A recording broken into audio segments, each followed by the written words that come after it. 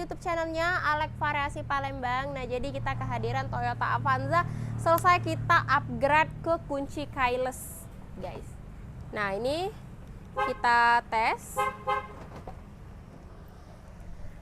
Jadi sistemnya itu udah kita upgrade ke yang model tombol. Cara penggunanya mudah banget. Tinggal pijak rem dan pencet tombol.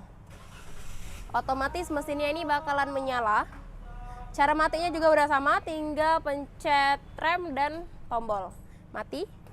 Nah, dan juga lebih enaknya ini udah bisa start dari luar mobil. Ini kita tes, kita tutup dulu. Ada di bagian bagasi, di bagian bawah sekali, ini kita tekan lama. Otomatis mesinnya juga bakalan menyala, guys. Untuk cara matinya juga udah sama. Tuh, udah mati untuk di bagian mesin. Nah, jadi rekomen banget buat kalian yang mau mempermudah mobil dan makin cakep, bisa langsung merapat ke workshop kita. Untuk alamat kita di Jalan Era Busama Sukabangun 2, tepatnya di lokasi Kota Palembang. Oke, bosku, ditunggu kehadirannya.